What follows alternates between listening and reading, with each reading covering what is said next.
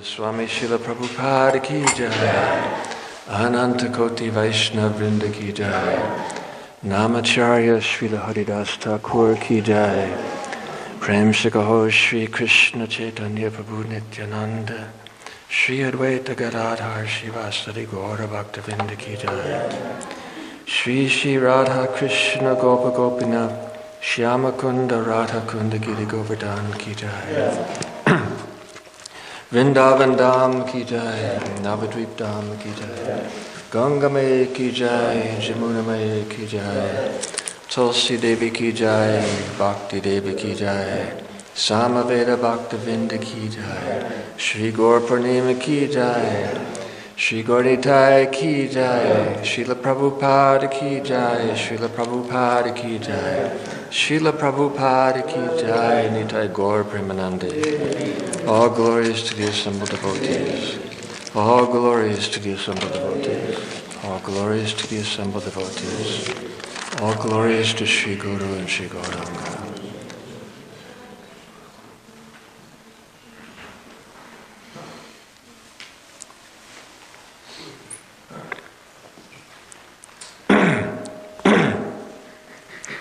Jaya Jaya Shri Chaitanya Jaya Nityananda. Jaya Jaya Shri Chaitanya Jaya Nityananda. Jaya Advaita Chandra Jaya Gaura Bhaktavinda.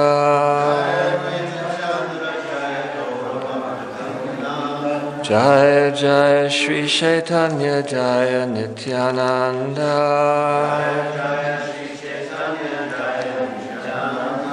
Jaya Advaita Chandra Jaya Gaura Bhaktavinda.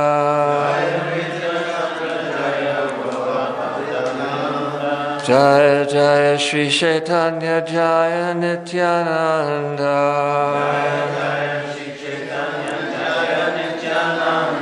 Jaya Advaita Chandra Jaya Gaura Bhaktavinda.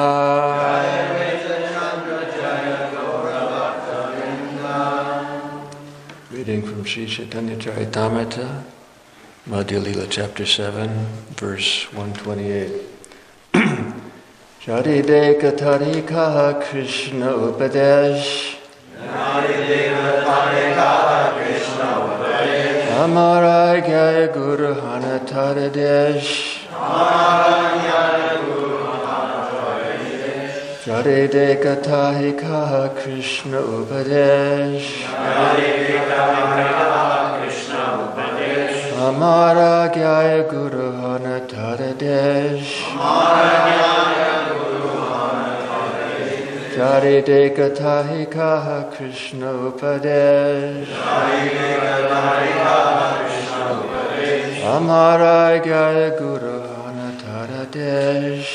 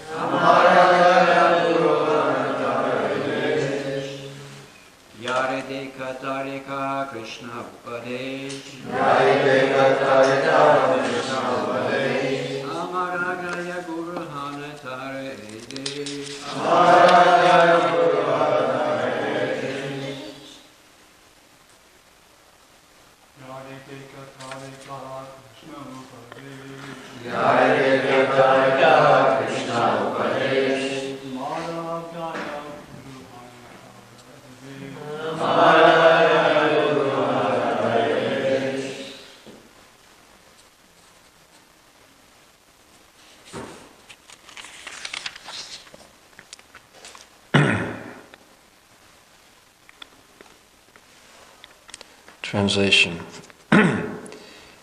Instruct everyone to follow the orders of Lord Sri Krishna as they are given in Bhagavad Gita, in Srimad Bhagavatam. In this way become a spiritual master and try to liberate everyone in this land. This verse is Mahaprabhu's response to the Kurma Brahmana who he met in South India, Kurma was a householder, and he received Mahaprabhu with great affection in his house. And then when the Lord was leaving, he wanted to go with him. And the Lord told him basically what he told everybody. There's no need to change your circumstances. Just instruct everyone to follow the orders of Lord Krishna as they are given in Bhagavad Gita and Srimad Bhagavatam. In this way, become a spiritual master and try to liberate this land. Purport by His Divine Grace, Sri Bhaktivedanta Swami Srila Prabhupada Ki Jai. This is the sublime mission of the International Society for Krishna Consciousness.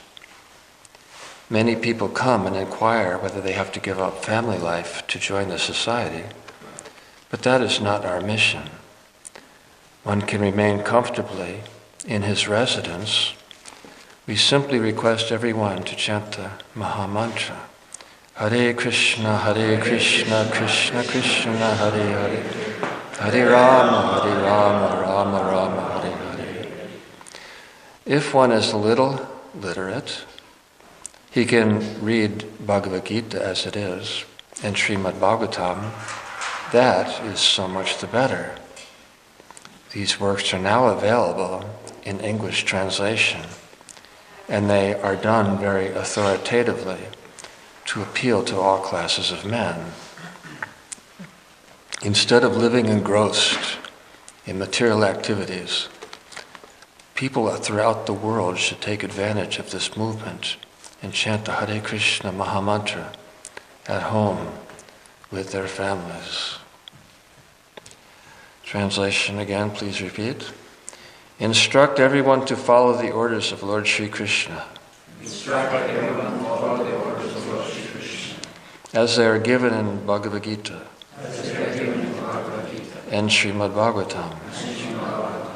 In this way become a spiritual master.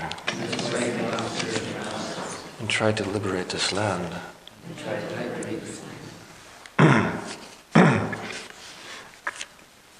This is the most common generic instruction which Lord Chaitanya gave to everyone. And Srila Prabhupada says that Krishna consciousness is simple and sublime. Simple meaning what he's addressing in this purport, anyone could take shelter of this movement. Even a child, even a dog can take part, as we see in Nimai's childhood pastimes. Simultaneously, that's the simple part. The sublime part is that the teachings of Lord Chaitanya are the most satisfying and fulfilling to even the greatest scholars and masters of Scripture. Therefore, simple and sublime. The sublime part was beautifully articulated by Swarup Damodar, who was known as Purushottama Acharya when he lived in Navadvip during the time of Mahaprabhu's early Leela. And when he heard that the Lord had quite unexpectedly and suddenly taken sannyas and left Nadia, Purushottama became like a madman, kind of like Lord Gauranga. He went to Varanasi and he too took sannyas from a Mayavadi sannyasi, who instructed him to study Vedanta Sutra and teach it to others. He didn't follow that instruction to the letter. He pursued the spirit of that instruction perfectly by immersing himself in Krishna Lila in following Mahaprabhu to Jagannath Puri, he lived a very reclusive life because he really wanted to focus without disturbance on Krishna Nam, Krishna Kirtan, Krishna's instructions, Krishna Lila. And he, along with Ramananda Rai, were the only two that could really understand the depth of Chaitanya Mahaprabhu's emotions. And therefore, in his later years in Puri, as he was drifting like the current of a river between the two embankments of union with Krishna, which would make him ecstatic, and separation from Krishna, which would leave him devastated. And too much extreme of either, the devotees feared he would just depart this world. So when Mahaprabhu drifted too much into the ecstasy of union with Krishna, Swarup Damodar would sing songs of separation from Krishna to balance his moods. When he became too much immersed in the agony of separation, Swarup Damodar would sing songs of meeting to bring his consciousness back somewhere in between.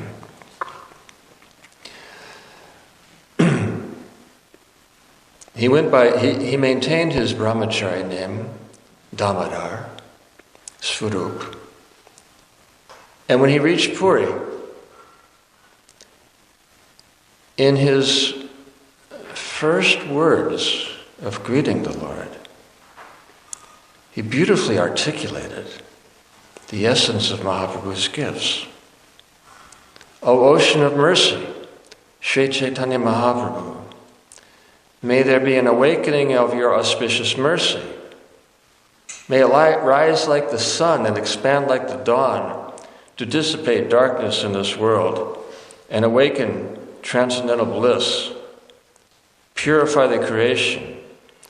Cause the hearts of everyone to jubilate by pouring forth transcendental mellows to the extent of Madhurya's fullest expression, which makes the devotees mad as they surrender to you.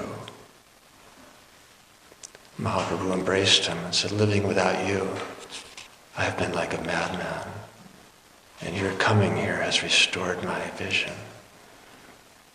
Swarup Damodar is Lalita Devi of Krishna Lila, Ramananda Rai being Vishaka. And what this verse articulates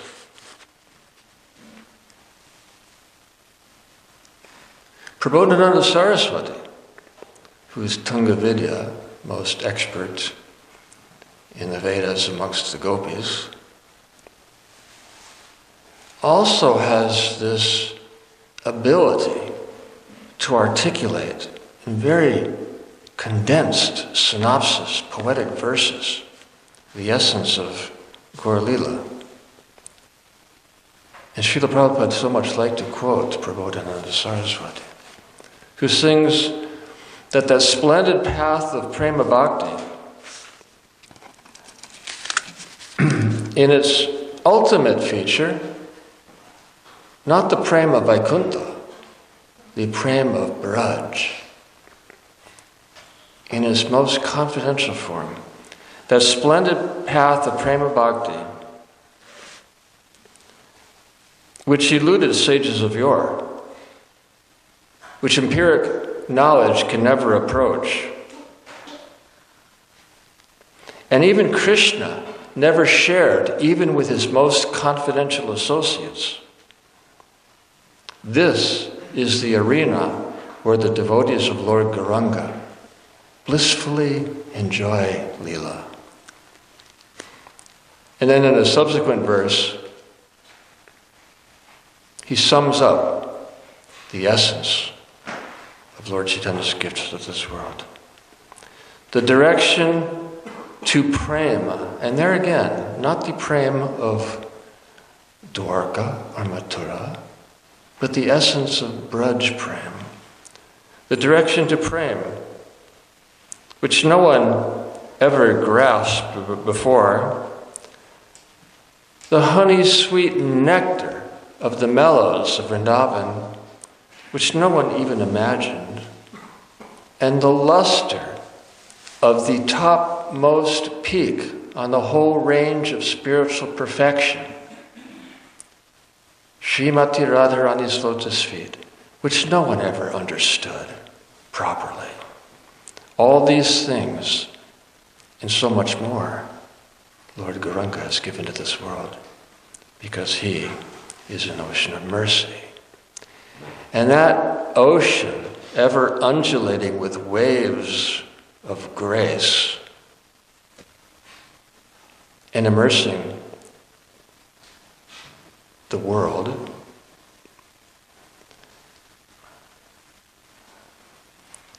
that Lord Gauranga is the origin of that ocean of mercy.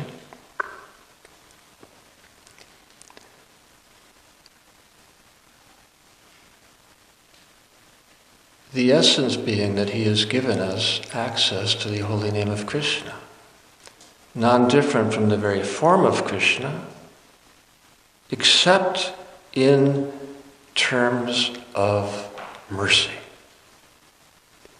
Because in the worship and service of Krishna, there are so many considerations: purity, time, place, circumstance, birth, qualification, on and on.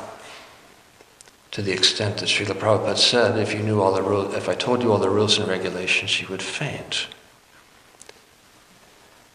The holy name makes no such considerations and freely dances upon the tongue of even the most foul-mouthed and omnivorous persons, if they simply open their ears and hearts to receive that holy name.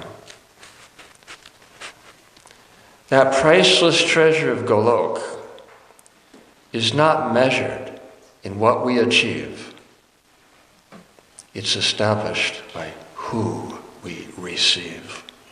It is simply a gift.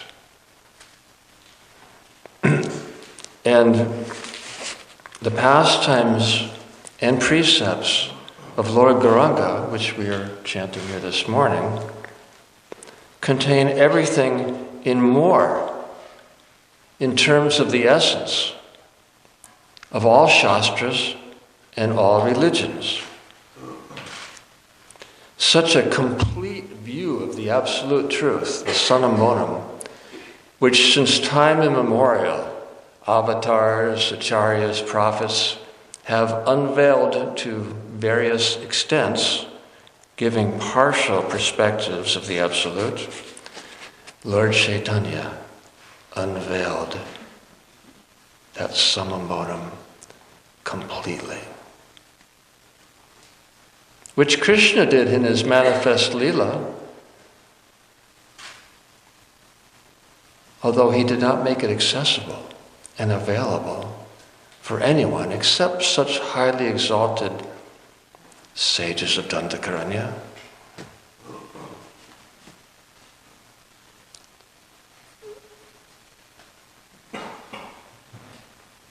The personified Vedas.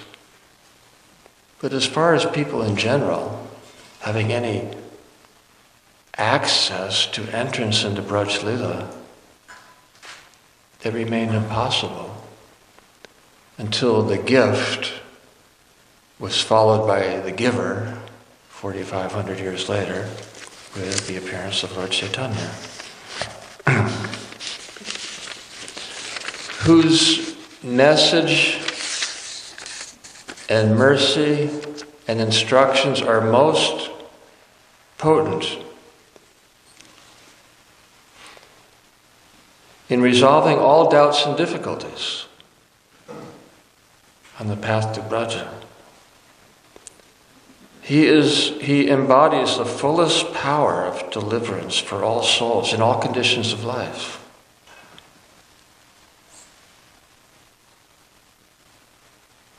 And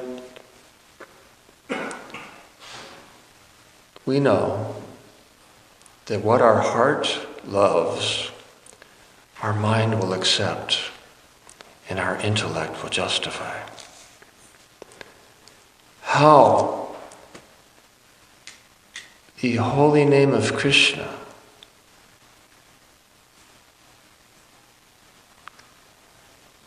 non-different from the Lord himself, could be readily and easily available.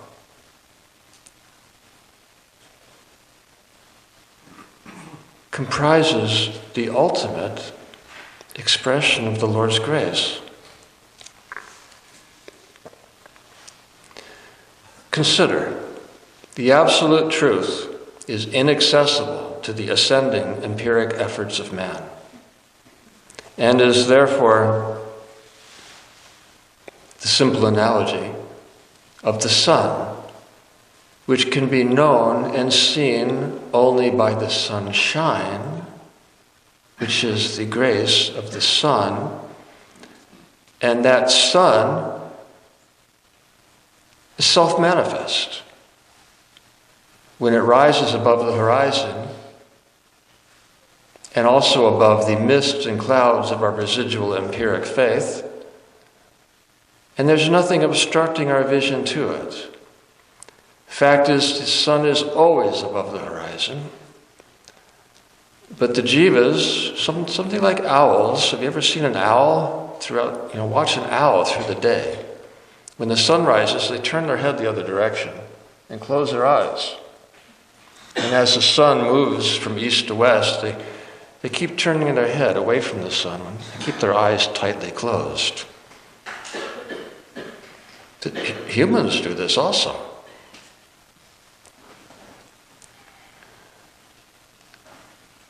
But humans are more sophisticated.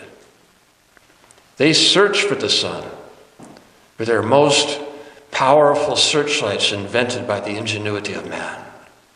And it's interesting. Do you ever see spotlights? They made them in World War I, and they used them in World War II also, to detect the night bombers.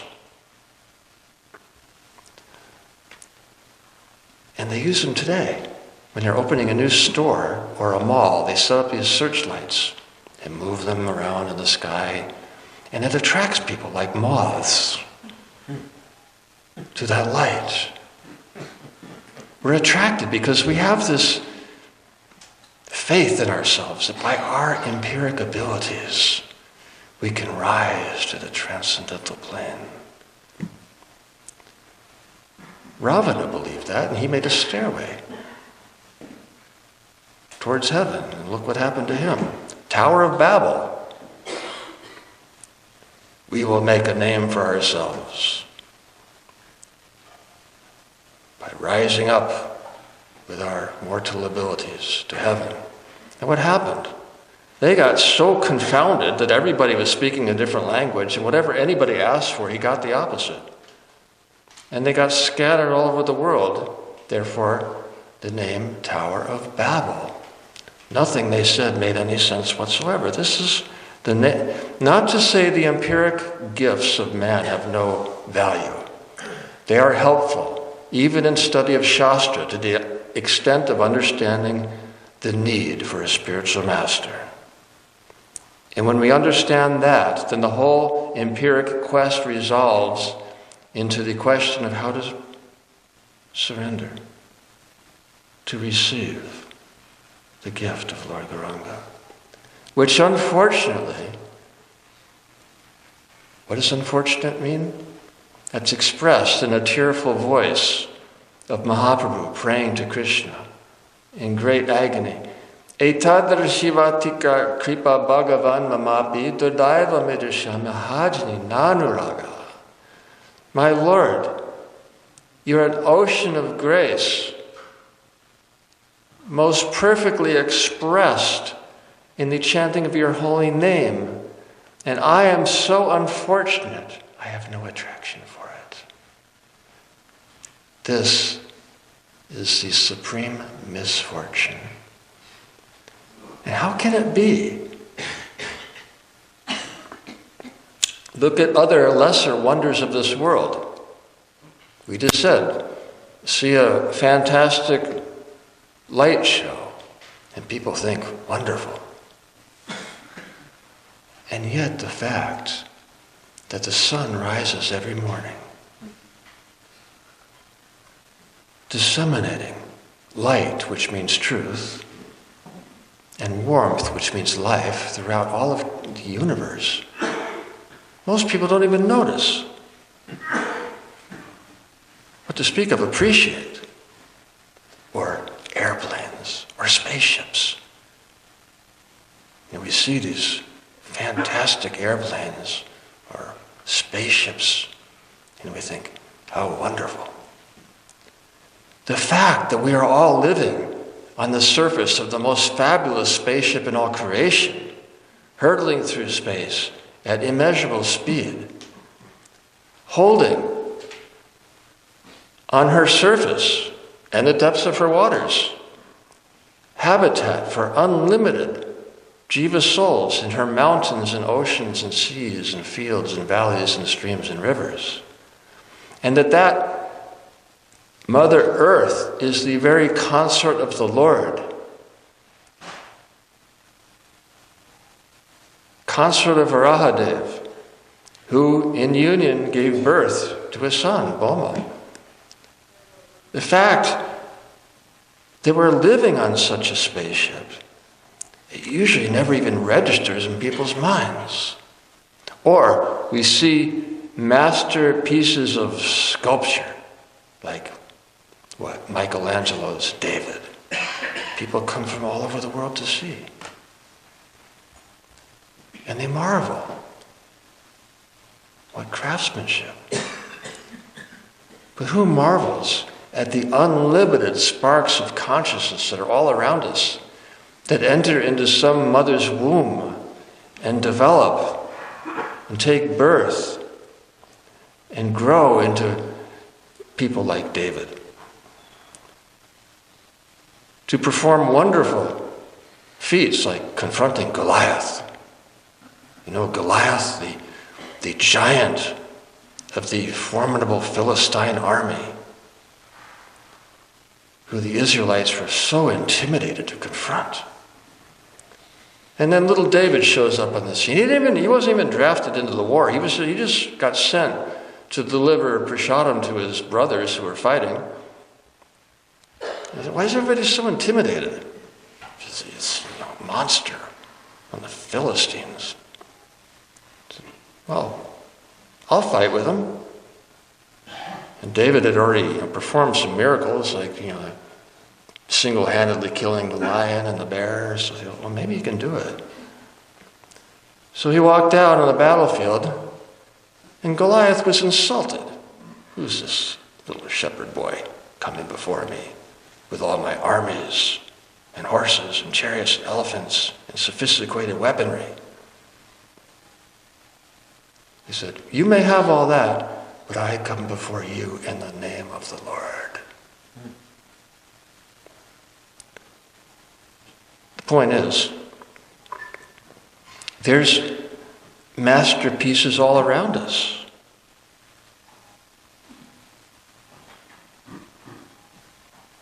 But we don't notice.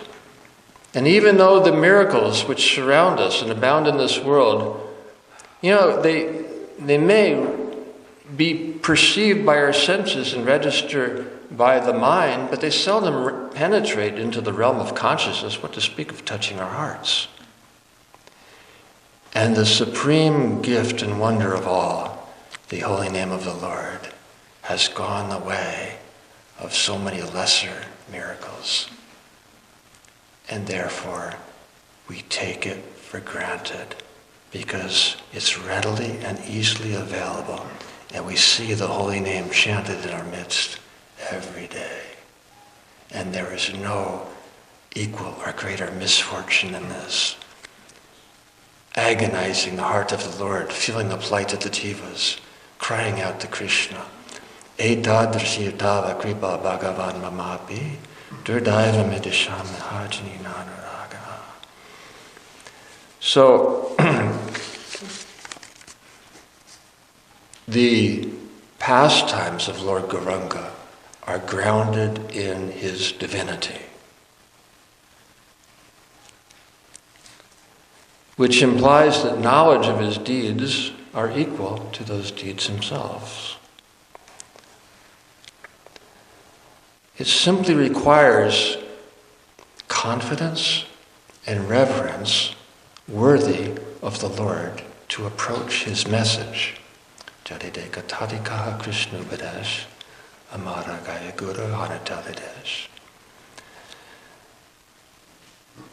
But we're still confronted with the challenge. If the absolute world, which can only be perceived through sound,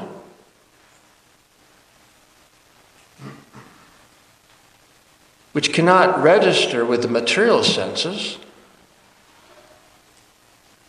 how do we access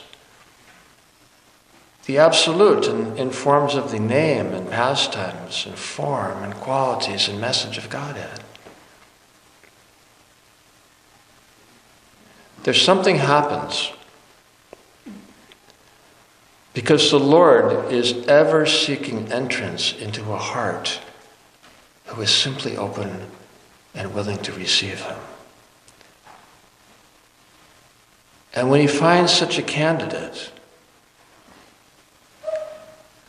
characterized by opening our ears and hearts to the message of Godhead, which cannot be registered or perceived by material senses, or empiric ability, or imagination, or intellect, or anything of this world, and yet, the message of Godhead, which is the voice of God himself, when it enters our ears, if we are simply humble, it purifies our hearts and awakens the sleeping soul, Jiv Jago.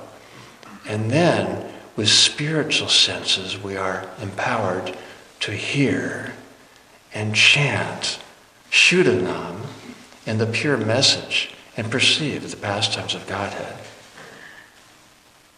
awakening within our hearts from the holy name, from which the pastime and form and qualities and entourage and paraphernalia of the Lord manifest themselves consecutively in our meditation. Veda means knowledge. It's the means by which the Lord makes himself known in the form of Shruti, that which is heard. And the absolute truth, which finds expression, implicit expression, in the Veda,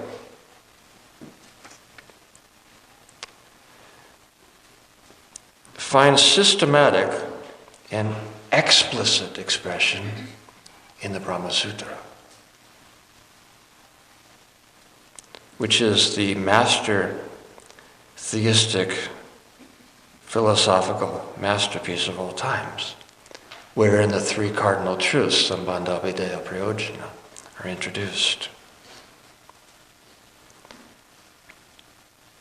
And the natural commentary on Vedanta Sutra is the Srimad Bhagavatam, which awards Krishna illicit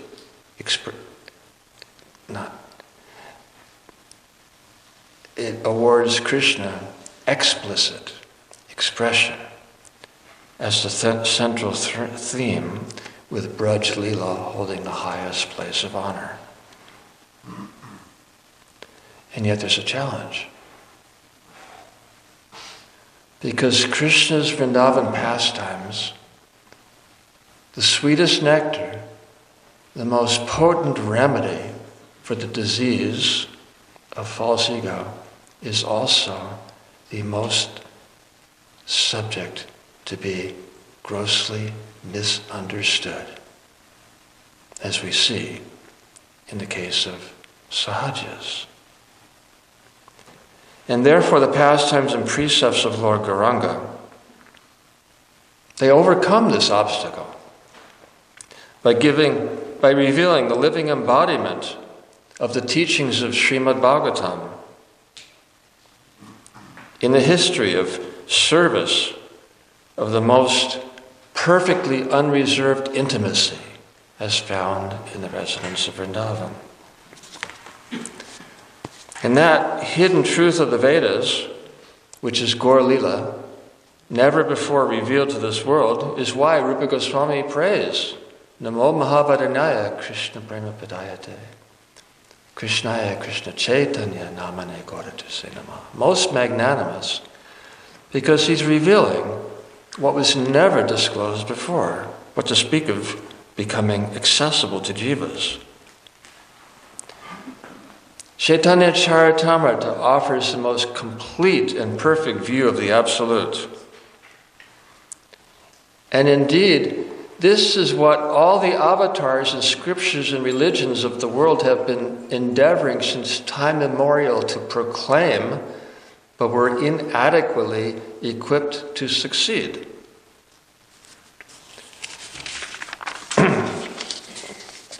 Pastimes and precepts of Lord Chaitanya offer everything and more which is contained in the whole body of world scriptures, not found anywhere else.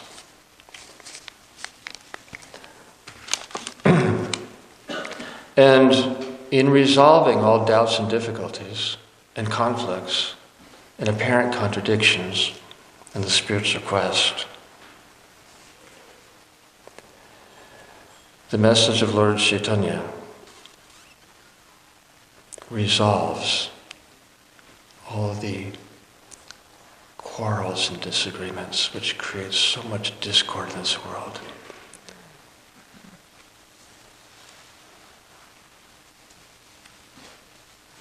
So, the aspect of the Lord's Leela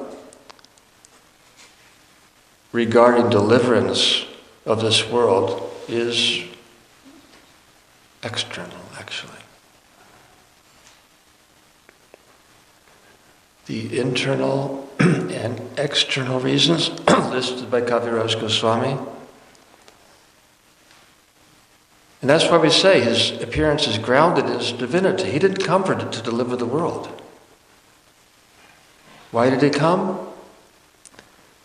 Desiring to understand the glories of Srimati Radharani's love, the wonderful qualities in him, Krishna, which she alone can properly relish and cherish by dint of her love, and the sublime happiness she feels when she tastes the nectar of his love.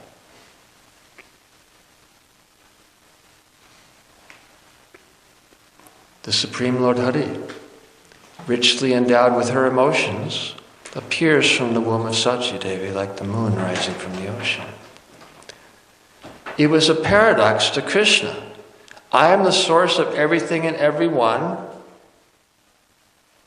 I am omniscient, omnipotent, and yet there is something that I cannot understand, which is threefold. What is it in me that she sees, Radha, that makes her so happy? Krishna couldn't see that in himself. And he couldn't see what she was seeing without donning her emotions and complexion. He could not experience the nature of her heart, even though he's omniscient and omnipotent, without personifying her role.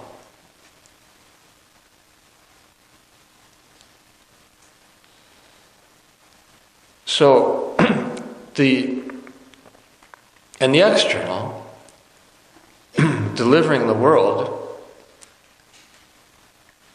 which just happened to, Gaura Purnima just happened to coincide with the time appropriate for an avatar, the Yuga avatar, to descend. So all the avatars are contained within Chaitanya Mahaprabhu. But the mission of delivering the world was more the effect of Lord Nityananda and Advaita Acharya.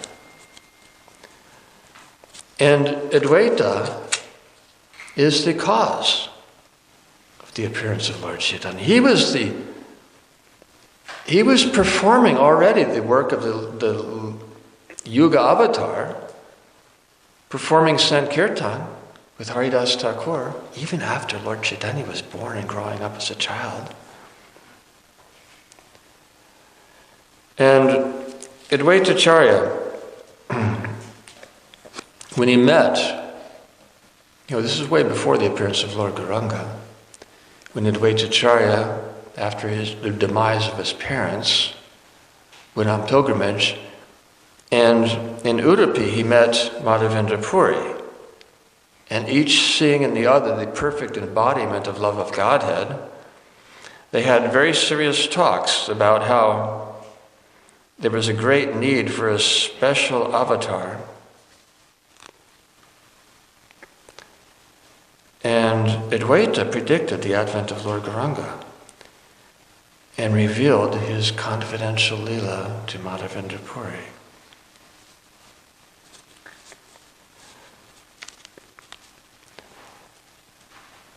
And then, after his pilgrimage, coming back to Shantipur, Advaita, feeling such compassion for the degraded condition of the world, was thinking how to deliver them. Now, he himself is perfectly competent to deliver the world.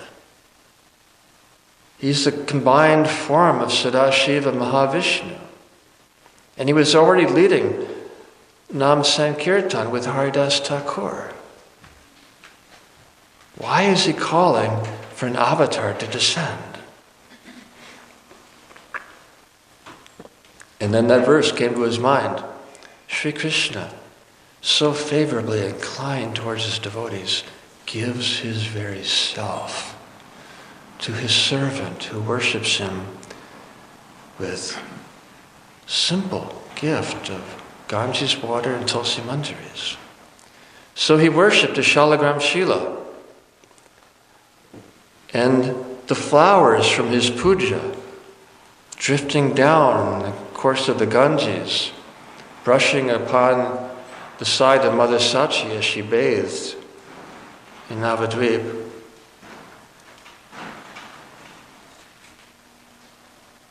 Giving birth to Vishwarup, Lord Chaitanya's older brother, the plenary portion of Lord Nityananda. And then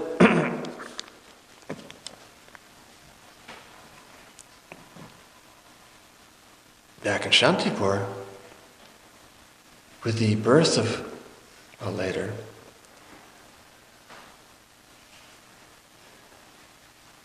it was a time of drought, 1486 AD. Bengal was threatened with famine. The earth prayed for rains of mercy. Then came the lunar eclipse, which is considered inauspicious because the light of either the sun or the moon, in this case the moon, is blocked out. That's inauspicious. There's a blockage of light. So what do Hindus do during an eclipse? They enter the Ganges chanting Hare Krishna. So when all the Hindus were bathing in the Ganges chanting Hare Krishna, and all the Muslims were chanting Hare Krishna in ridicule and jest, the holy name first advented in this world, and then the form of the Lord advented himself. And really, the moon was hiding his face in shame, thinking, what is the use of a luminary with so many faults, while the spotless golden moon is rising on the eastern horizon? That's the esoteric meaning of the eclipse. So, with the appearance of Lord Gauranga, Advaita joined arm in arm with Haridas Thakur, and they were dancing in the ecstasy of joy. And all of nature joined with all mankind, rising in one voice, praising the son of Mother Sachi. And the environment at that time, no terrestrial or celestial artist could possibly depict the delicate assemblage of beauty, color, warmth, harmony, charm, and loving relationships which just abounded at that time. And Kali, hovering on the outskirts of the town, thinking, this is supposed to be my age. Why is everyone chanting Hare Krishna? I cannot live in such an age. And Kali vanished in the night, hearing the words of the Brahmanas rising from Navadvip. Blessed is this holy eve of the advent of our Lord and Savior, whose appearance day, the sages proclaim, is infused with the spiritual potency to kindle ecstatic love for Krishna. So, Lord Gauranga took birth at moonrise, and the baby submitted to the love of Vrindavan, which was lavished upon him by his servants, infusing and inspiring his parents and relatives and everyone with a love so sweet that no one even noticed the nature of divinity inherent to every act the child, the baby at this point, performed. But they were soon alarmed to find that he would not accept his mother's milk. And they called all the doctors. What's wrong with him? This is something spiritual. You don't ask the doctor. So they called the Dvaitacharya.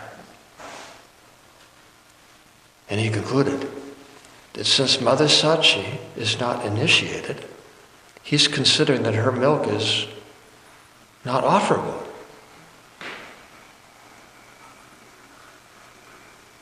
To do. So on the spot, Advaitacharya initiated Mother Sachi and Jagannath Mishra. And then the baby drank very happily. And everyone was so relieved. When the time came for his name-giving ceremony, all the Matajis already had their minds made up. Because Mother Sachi gave birth to 8 daughters before Vishwarup, all who died just after birth. Now, this is parallel to Devaki giving birth to 6 sons who all perished. The 8 daughters being the 8 material elements that cover the heart of the conditioned soul, who have to be dispelled before the Lord appears. So the Matajis sympathizing with Mother Sachi, thinking,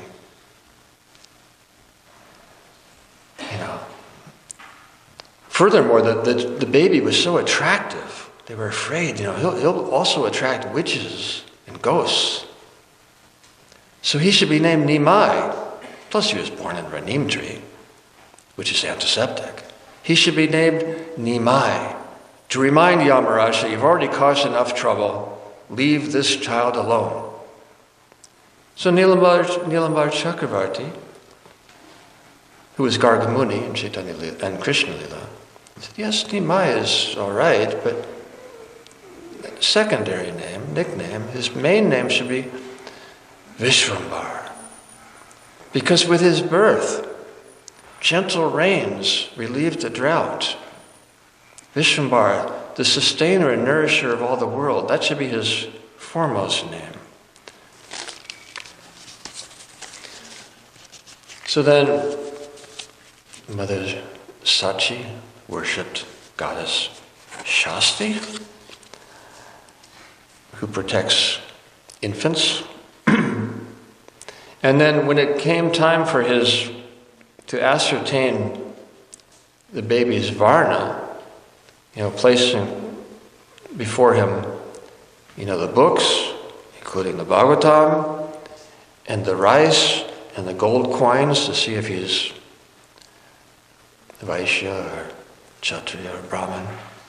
He just disregarded everything, went right to the Srimad Bhagavatam and embraced it to his heart. And then everyone chanted, Jai, Jai, he will be a great scholar who can ascertain the essence of Shastra. He said, no, it's deeper than that. He will know and experience and reveal the heart of the Srimad Bhagavatam. So,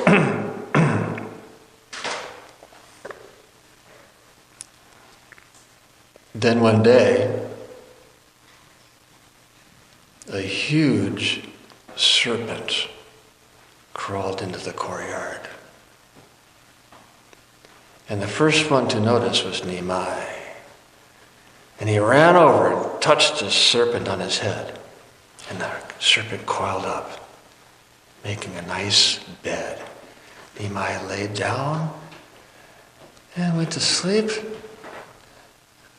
And then when Mother Sachi and Mishra saw that their cherished baby is asleep in the coils of this massive serpent, a shriek of terror rose in the household, and everyone was chanting, Garuda, Garuda. And then the serpent looked, and he saw that I didn't come here to disturb everyone. So he unwound his coils and started to slither away. But Nimai ran after him. No, don't leave. Because he recognized his old friend, the Anantashesh. But the parents rescued him, brought him back. And every time they started to let him go, he would run back after that serpent. They could not see what he was seeing.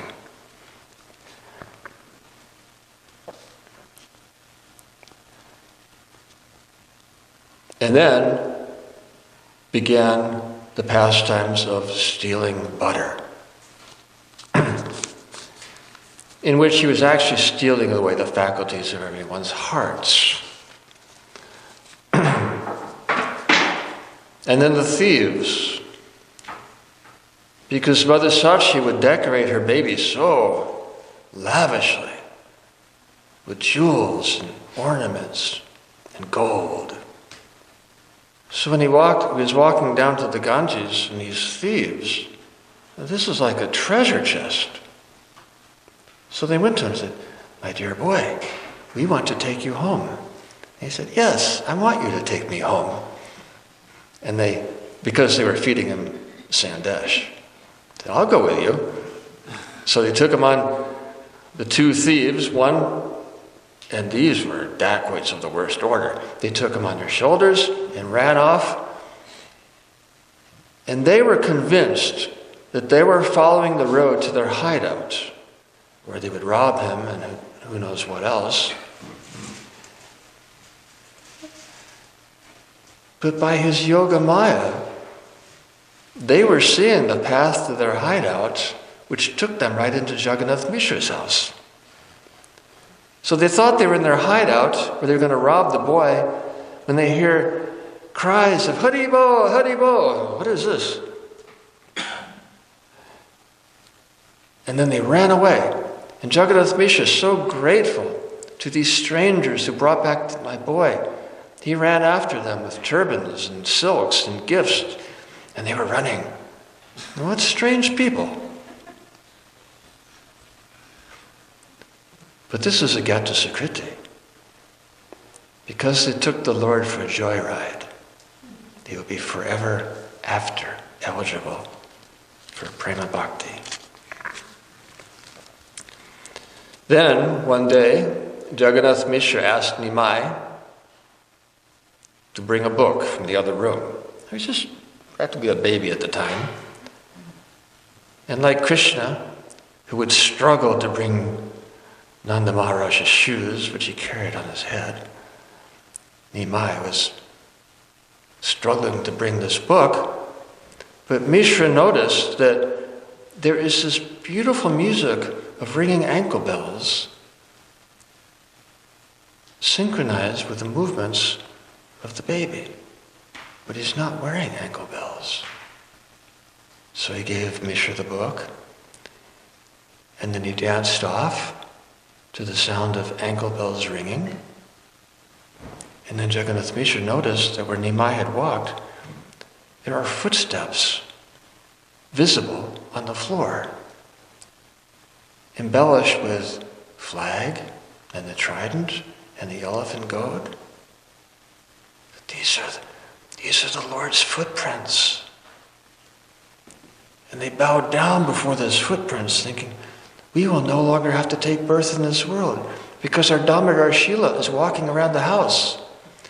And the sound of his ankle bracelets is just synchronized with the movements of Nimai.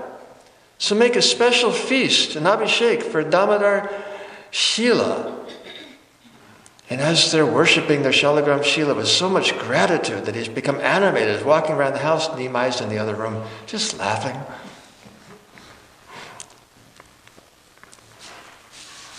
Then came a wonderful pastime with the arrival of the pilgrim Brahmin, who was a devotee of Gopal, kept this little Gopal deity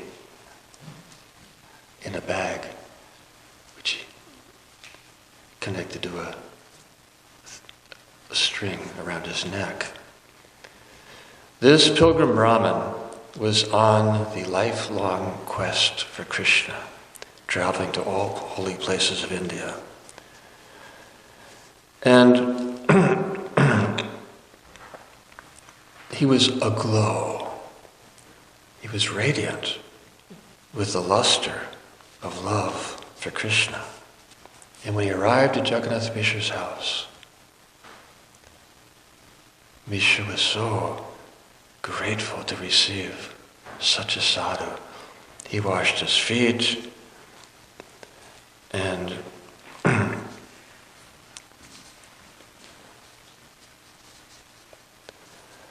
then he asked him, Jagannath Mishra asked the pilgrim Brahmana, how can I serve you? And he said, well, it's actually a great opportunity for me, being in your house, because I live in the forest, and all I can offer my Gopal deity is fruits and roots. I would like to make him a nice meal. So Jagannath Mishra was so happy, yes. And he prepared the kitchen with all the ingredients to make a nice feast for Gopal. And when he was done, and he was offering his feast to his deity Gopal, before Gopal could eat, who showed up on the scene but Nimai? He's right off, playing in the streets, ran into the house, dressed only in the 4 directions, his palms and his eyes and the soles of his feet reddish, and he grabbed the offering and started eating. And the Brahmana cried out, "This boy has spoiled my offering." Jagannath Mishra was furious. He ran after him with a stick in his hand, but the Brahman caught his hand and said, "Don't. He's practically an infant. He doesn't know right from wrong." It appears that by providence, I am to fast today. Mishra would not hear of it, no. If you actually accept me as your servant, which you say you do, please cook one more time. He wasn't going to do it, but Jagannath Mishra convinced him. It wasn't actually Jagannath Mishra convinced him. It's more Vishvarup. Vishvarup appeared on the scene. He said, "It is a great fortune to have such a guest as you in our house. There would be no misfortune like if you had to fast because of my brother. Please cook again." He said, No, it's clearly providence. I'm to fast today. And Vishvarup fell at his feet, clasped his feet, and begged him, please, for the sake of Krishna, cook one more time. So he cooked again. Nimai, they took to the neighbor's house where the ladies were watching him, and they asked, Nimai, you're eating from a stranger? You can lose your caste for this. He said, no, I'm always a gopa. I know my caste, I'm a cowherd boy, and I eat from the brahmanas all the time. I won't lose my caste. And although they were watching him vigilantly so they wouldn't go back and do the same thing again, somehow he bewitched them. And as the Brahmana is making a second offering, Nimai shows up on the scene and starts eating it. And he cries out. Jagannath Mishra comes running, chasing after him with a stick. No, don't punish him. He doesn't know any better. He's just an infant. And he said, by this time it's getting late at night. And he said, so Mishra implored him, cook one more time. He said, no, it's obviously providence. I should fast today. But Vishvarup was so influential. You must cook one more time. So Vishvarup and Nimai, he already locked himself in a room because Jagannath Mishra was chasing him with a stick. Jagannath Mishra locked the outside of the room, and he sat down there to stand guard, as did the rest of the family and relatives, so that this couldn't possibly happen a third time. So the Brahmana finished his offering after midnight. Everyone was asleep. Jagannath Mishra and all the guards were sound asleep. Nimai was locked tight, both from the inside and the outside, in a room. When the Brahmin finished his third offering and was just making the offering, when Nimai shows up, intervenes between him and his deity, and starts eating the offering. And this time, when the Brahmana cried out in grief and disbelief, there was nobody awake to hear him or chase him. So Nimai didn't have to run away. So he just asked the Brahman, you're so gracious that you offer everything to me, but when I come to accept it, you scream.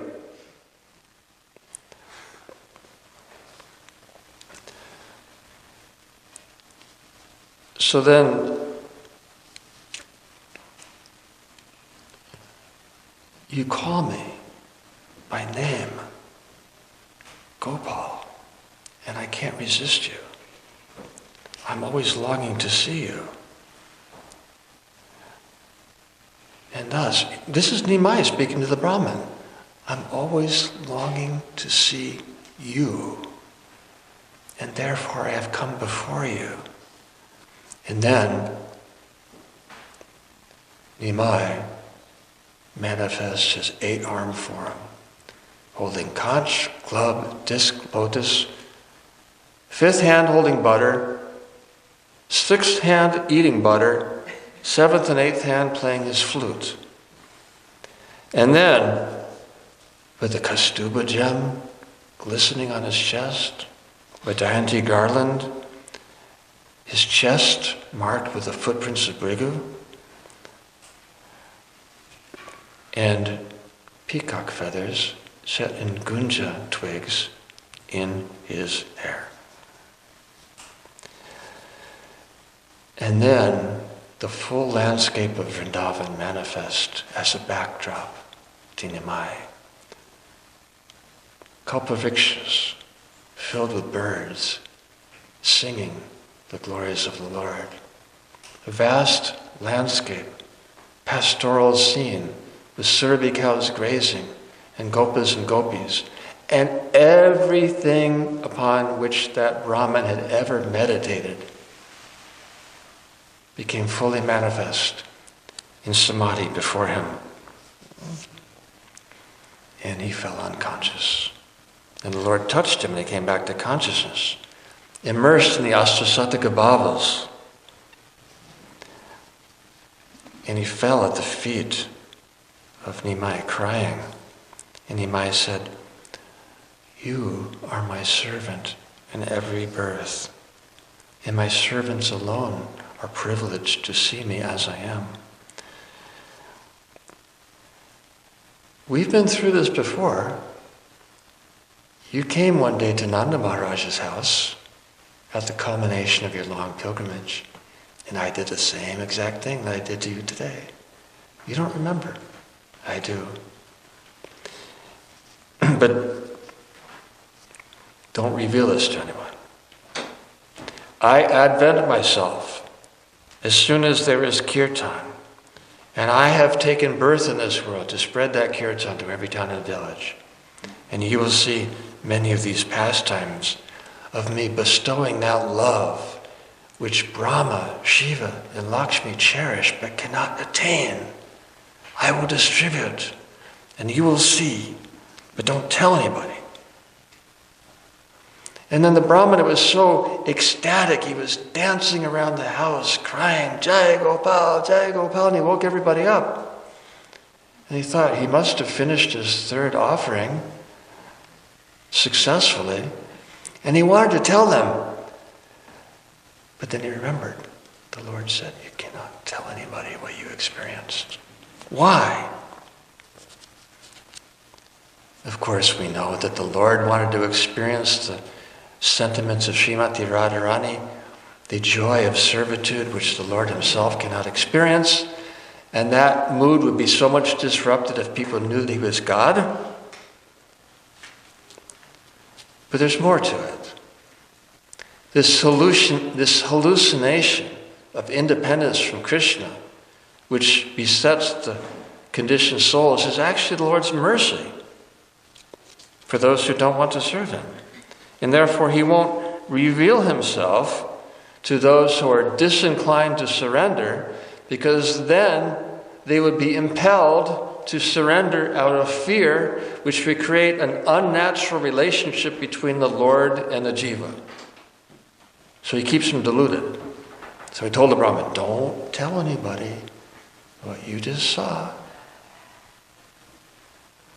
That Brahmin, that was the end of his pilgrimage. He lived in Navadvip for the rest of his days, coming every day to the house of Jagannath Mishra to see his Gopal in the form of Gaura Gopal. I mean, actually, ever since his babyhood, as a baby, he would cry if there wasn't chanting of Hare Krishna. So everybody soon learned, when he cries, chant Hare Krishna. When he grew up a little, just able to stand barely on his 2 feet, he would dance as the ladies in a circle around him chanted Hare Krishna. He would dance and smile upon them so lovingly that they could not stop chanting Hare Krishna. Then when he grew a little older, just old enough to run, he would dance in the middle of the assembly chanting Hare Krishna. He would run out into the streets and beg from anybody who saw, mainly sweetmeats, sweets which he could come back, and with his own little hands he would distribute to everyone who was chanting Hare Krishna, to assure them and us that if you dedicate your life to Sankirtan, you won't have to worry about your sustenance. The Lord will provide that with his own lotus hands. And when he danced in that kirtan, those ladies felt that the whole universe is dancing to the rhythm of his footsteps.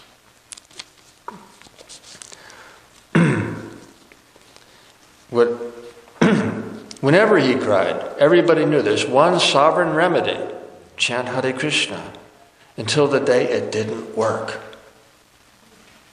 And they were perplexed. "Nimai, we're all chanting Hare Krishna. Why are you still crying?"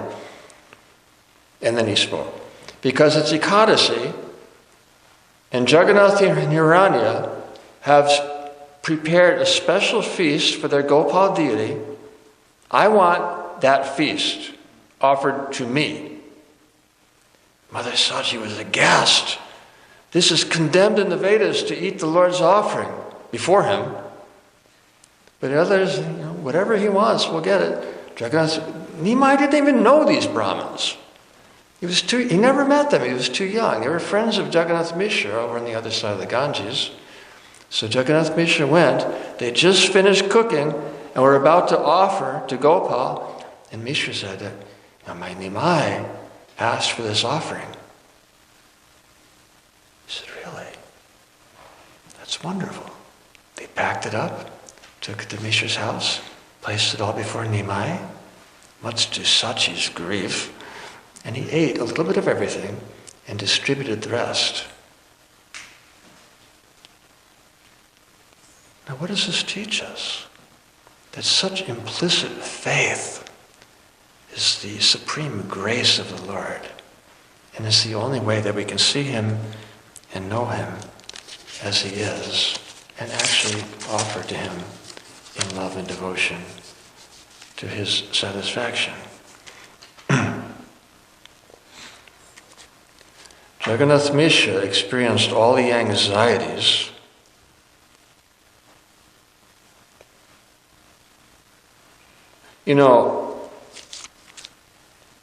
he was very mischievous. And it's perplexing because we tend to equate religion with morality. Thinking, how could the Lord act this way? What did He do? He'd go to the Ganges where, brahmanas chanting Gayatri, waist deep in the water. He'd swim up underwater and grab their ankles and pull them out from under them. And then he would take all the ladies' clothes and put them on the men's side, the men's clothes placed on the ladies' side, so when they came out from the bath to get dressed. And then he would, with his lotus feet, he would kick water and it would spray over everybody. They just finished their bath. They dried off to change their clothes, but they're not their clothes. And then sprays of water drenching them from the feet of this child. They're taking their bath, they're dressing in clean cloth to worship their deity. And every time, and then he throws sand on them. Another Brahmin chanting Gayatri, waist deep in the water. He'd climb up on his shoulders. I'm Mahesh, worship me. Then he'd come onto the shore. Because when the Brahmanas are bathing in the water, they'd have their altar set up on the shore with everything for the offering. And while they're bathing, Nimai, he'd move the Shila off the altar and he'd sit on the Shalagram Shila's throne. He would dress himself and decorate himself with everything for the deity, and then he'd start eating. And then the Brahmana would come out. And he's speechless. Why aren't you saying anything? He for whom the offering is meant has just relished it. You should be happy. And the girls, they'd be worshiping Lord Shiva to get good husbands. And then he'd do the same thing. He'd sit down on Lord Shiva's altar, decorate himself, dress himself, start eating the offering. And the girls, Nimai, you should just worship me. If you do, you will get handsome, young, learned husbands and have 7 sons who are also learned and wealthy and will live long lives.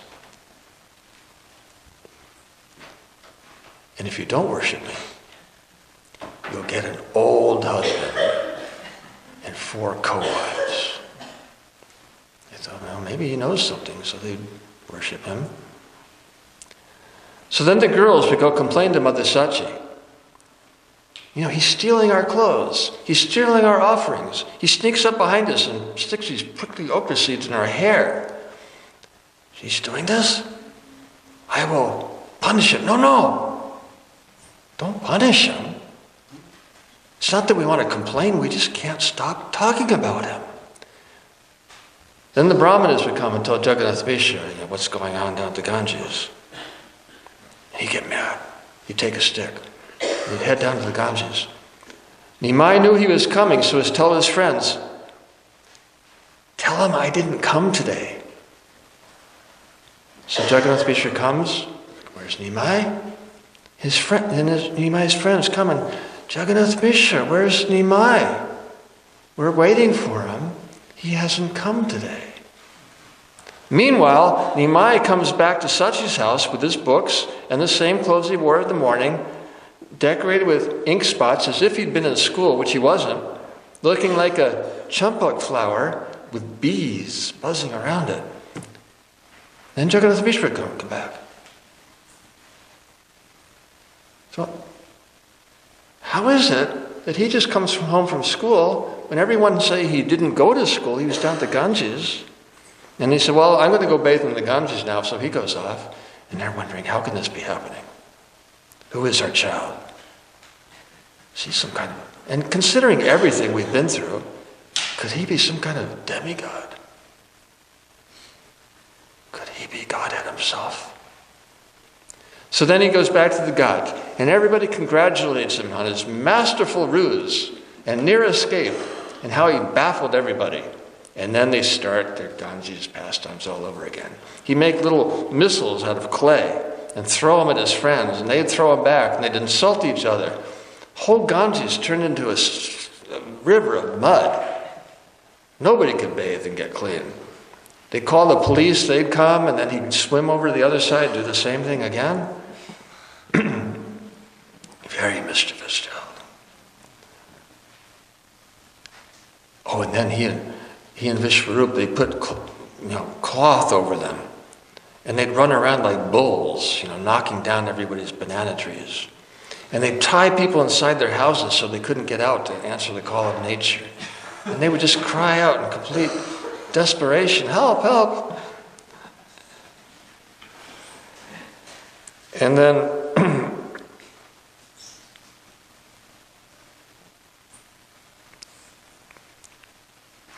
Mother Sachi would send Nimai, because Vishwarup, he'd spend his whole day in Advaitacharya's house, just immersed in Krishna Katha and Krishna Kirtan and Krishna Seva. Vishwarup wouldn't even come home for lunch. Mother Sachi would have to send Nimai.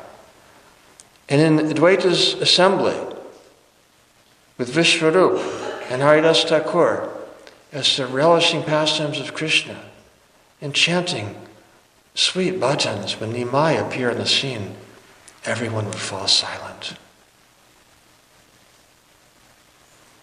Nimai would come to Vishwarup, Sachi's calling, take him by the chadar and lead him out. And the whole atmosphere was hushed. Who is that child? Which ways is it? I don't know. But I do know that soon the Lord, who I have been appealing to come, will reveal his pastimes for all of us to see. So Mishra experienced all the ecstasies and challenges of raising Nimai. But then, the godless situation of Nadia just so pained Vishwarup. Most of the day he'd be at Advaita's house, and when he came back to Sachi's house, he'd spend all his time in the temple room. No social life, and they were thinking, this is not good. Maybe he needs to be married. When he caught wind of that, that's it. He took sannyas and left Navadvip forever. Nadia became the abode of mourning in the absence of Vishwarup. And to console his parents, Nimai stayed always at their sides. And he wasn't so frivolous during this period, because he wanted to console his parents after the sannyas of Vishwarup. So during this period, he started studying very attentively.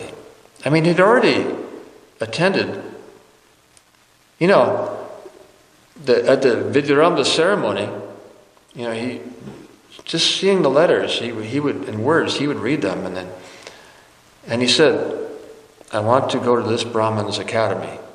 Gangadas Pandit, who was Sandipani Muni and Vishwamitra Muni combined. And Nimai, just although a child, quickly became the leader of the class. But he became very attentive to his studies during this period to console Mishra and Mata Sachi. And they were so happy. But there's one thing he didn't like. The Smarta conception that external purity is all in all. And Mother Sachi was very meticulous in terms of external purity. Everything had to be so clean and pure. And Nimai was continually protesting this. Not that everything be externally clean, but that becomes a substitute for internal purification. So, it's the Smarta conception that he was addressing.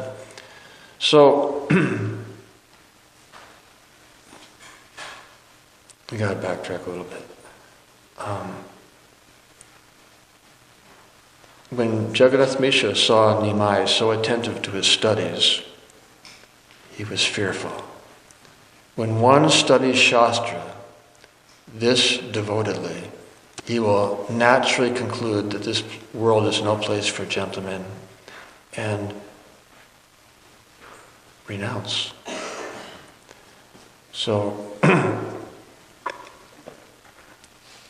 he took away his books. He said, "You can't study anymore." Mother Sachi didn't like this. How will he learn? How will he become a pandit? How will he get a good wife? It doesn't matter. Krishna will take care of everything. We just can't let him take sannyas like Vishwarup. So they took away his books. And he humbly accepted on the one hand, but he severely protested on the other. Along with addressing Mother Sachi's obsession with external purity, one day he sat on top of the pile of broken refuse cooking pots and smeared himself with a black soot.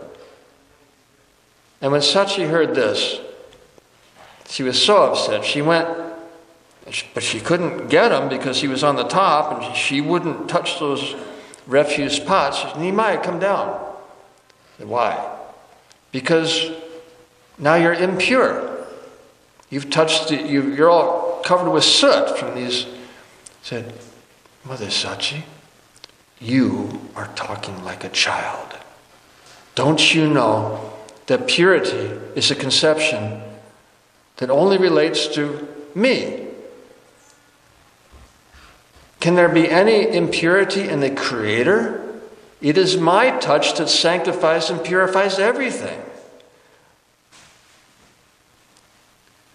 And she was thinking, what is he saying? Finally, she just broke her principles. She walked right up the pile of pots and took him by the hand while he's laughing the whole while, took him to the Ganges to bathe. So she was thinking, he seems to be going a little bit mad. I mean, this is just one incident.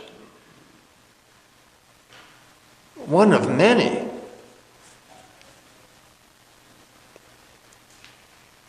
You know, what he's telling the brahmanas at the bathing ghats, what he's telling Mother Sachi in the mood of Dattatreya, sitting on the throne of broken, used refuse pots, she was thinking, he seems to be going a little mad. But she was torn because she was also thinking, maybe what he's saying is true. She didn't know what to think, so she confided in her sister, "I don't know what to make of all this."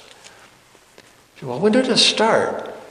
He said, "Well, this one night, one of many nights, I woke up hearing Vedic hymns resonating in the other room. It was Nimai's room, and I went to get him, and there's these luminous figures caressing him and handing him from one to the other." And then her sister, Sachi says, "This is serious. You must consult a whole council of Brahmani matrons So they had the assembly, and Mother Sachi just sobbing, saying, my son, he's telling the Brahmins to worship him. He's saying that he's the creator, that this is really serious. And then who walks into the assembly but Nimai, this little infant, naked, off the streets, covered with dust. And he said, Nimai, how can you say such things? How can you be so disrespectful to the demigods? He said, I don't worship them. They worship me. And he laughed and ran out. Oh my God, this is more serious than anybody even imagined. Mother Sachi, all you can do is take shelter of Goddess Shasti. Worship Shasti so nicely because she protects children from ghosts and witches and evil spirits and danger and everything. Worship Shasti and beg for her protection for Nimai. And then Mother Sachi just started wailing, just sobbing even more. But I know what he'll do. He'll steal the offering. No, just do it while he's out playing. And do it in secret. Don't let him catch you. You can do it. So she tried. She made this elaborate feast to please Goddess Shasti. And she's watching over her shoulder the whole time. He's out playing. So she spread her sari over the offering and headed to the altar of Shasti. And she's looking over her shoulder and back and forth, and there's no sign of Nimai. She's thinking she's got a maid. Just coming right before the altar, who shows up in front of her? Puts out his arms. Mother Sachi, what are you doing here in the woods? Said, Nimai, what are you doing here? Said, and what are you hiding under your sari? I bet it's sweets. And I'm so hungry, you didn't feed me properly today. She said, Nimai, just wait. 1 minute, I'll make the offering, I'll give you the whole... No, I can't wait. My stomach is... The fire is burning. I can't wait. And he grabbed the offering and ran away. And right in front of Mother Sachi, he began eating the offering. She went before the altar, fell down, just sobbing, Goddess Shasti, you gave me this child. He's your child as well. Please protect him.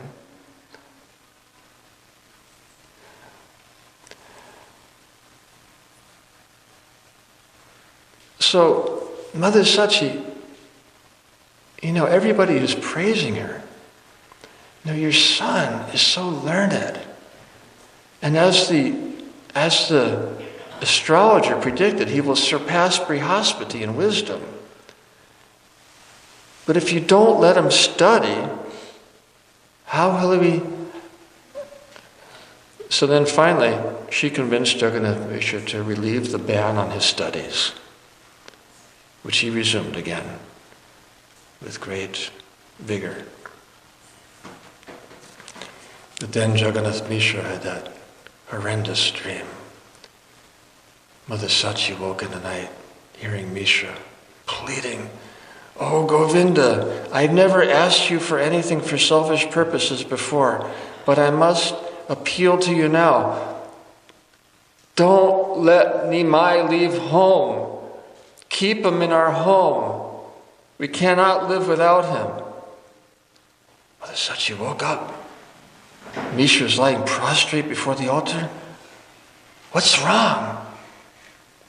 He said, I had this fearful dream where I saw Nimai with his head shaved clean, dressed in saffron cloth as a sannyasi.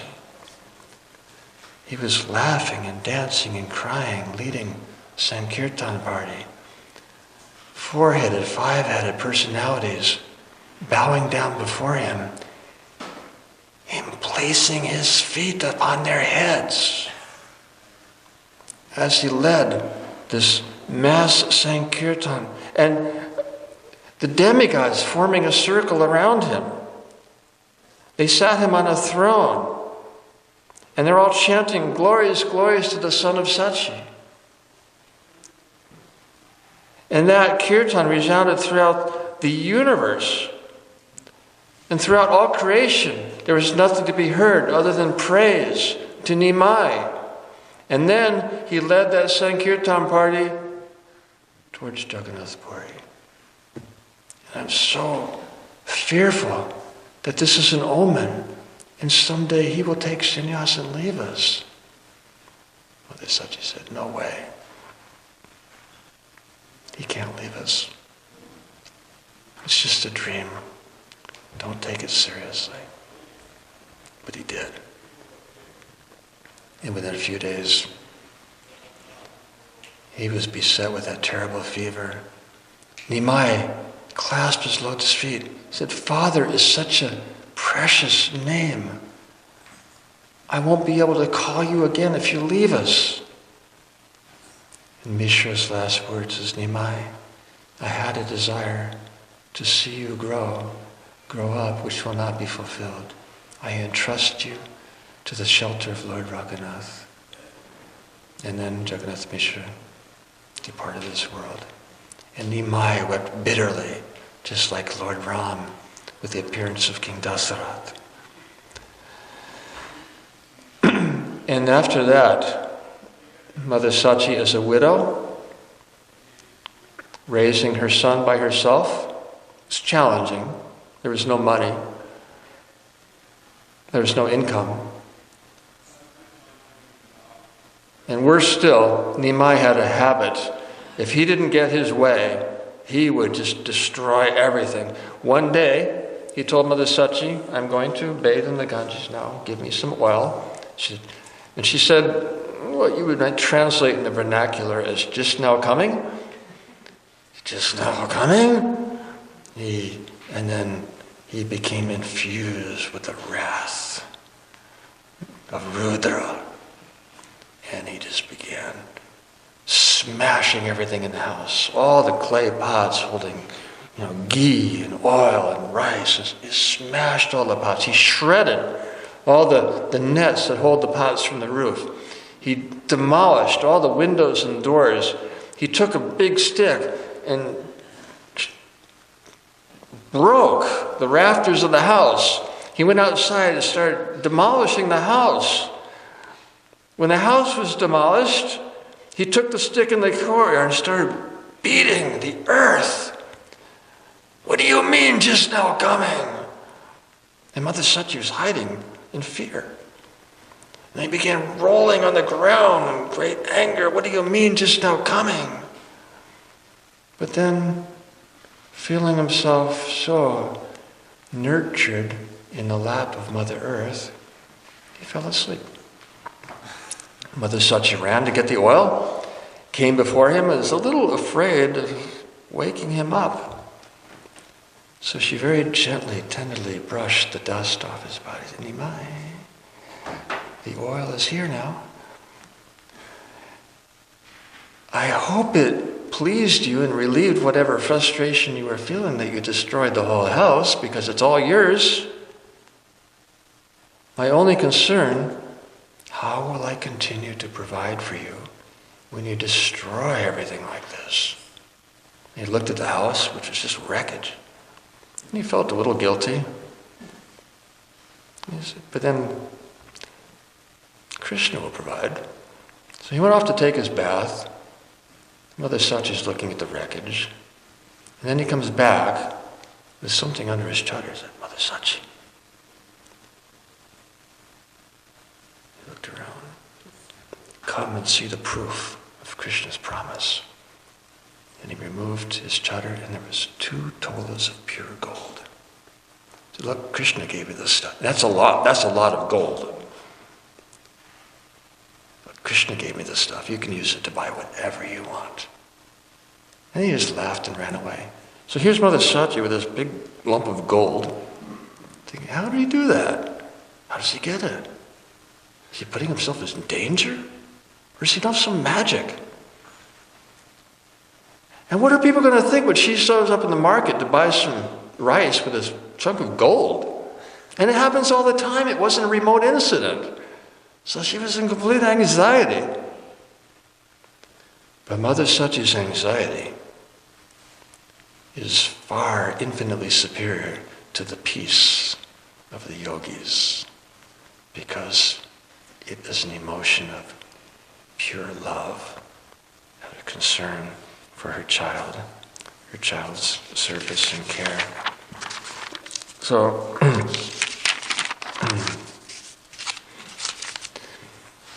and he became the greatest Pandit. He revealed his triumphs of learning, which is the pastimes of Gaura Narayan, defeating all the demoniac philosophies, culminating Digvijaya Pandit, defeated by Nimai. He eventually took sannyas. And while he was on his pilgrimage as a sannyasi, he came to Pandharpur, where he learned that Rangapuri is staying in Pandharpur. Rangapuri, godbrother of Ishwarapuri, Nimai's own spiritual master. So he went to see him, and he offered respects, and they embraced with so much love. And they began talking very lovingly. And Rangapuri asked Nimai, "Where is your town of origin? Where were you born?" He said, "I was born in Navadvip." Rangapuri said, "Navadvip? I remember Navadvip. I went there with Madhavendra Puri and his disciples on pilgrimage. I remember Navadvip because we were invited to the house of this Brahmana. It was like the embodiment of all the scriptures. His name was Jagannath Mishra. And his wife was like the mother of creation, so loving towards the sadhus. And she fed us sumptuously. And I remember this curry she made with banana flowers. I can never forget our pilgrimage to Navadvip because of our stay at the house of Jagannath Mishra. And they had a son who was so saintly and pure, and he took sannyas. And in the course of his pilgrimage, he came right here to Pandharpur. And from here, he entered Samadhi and went back to Godhead. So Nimai's listening. Yes, that's Navadvip. That was my mother and my father and my brother, who I've been searching for in this pilgrimage, not knowing where he's gone. What was his fate? Now you have revealed the mystery of my brother. So, after pilgrimage to the south, finally,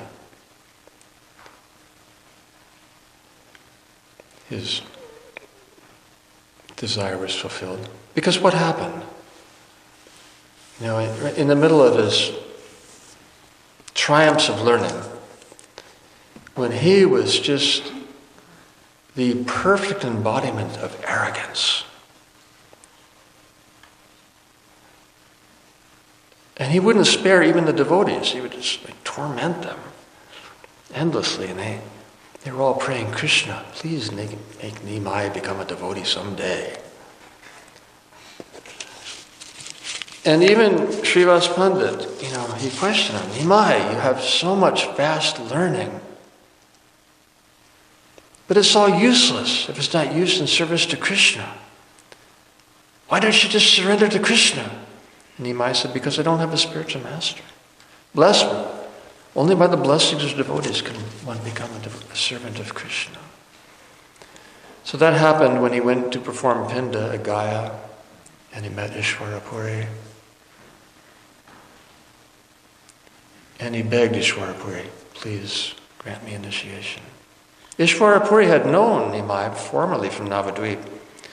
And Nimai, "You can ask me for initiation. I've already given you my life. Because since the first time I saw you in Navadvip, nothing else can come into my mind. I can't even think of Krishna without seeing you. I know who you are. But he, as a gesture of service, he gave him initiation. And the wrangling Smarta contending Nyayak at the conclusion of his triumphs of learning, there in Gaya with his students, they awoke in the middle of the night, hearing him crying in a pity of his voice. It wasn't his voice. It was the words of the daughter of King Rishabhana in her great anguish of separation from Krishna. Oh Govinda, where have you gone after stealing my heart? And he left that dhamshala, dancing with arms raised. Krishna, I'm coming, as he proceeded to Vrindavan. When a voice from the sky resounded, Imai, it's the demigod speaking. We're in no position to tell you what to do. We can simply remind you that you've descended into this world to inaugurate Nam Sankirtan, which you have to first do in Navadvip. You can go to Vrindavan later. For now, return to Navadvip. Inaugurate this Nam Sankirtan movement. So then returning to Navadvip is totally different. Where he used to be the master of every topic, every shastra, every field of knowledge, now whatever he taught was only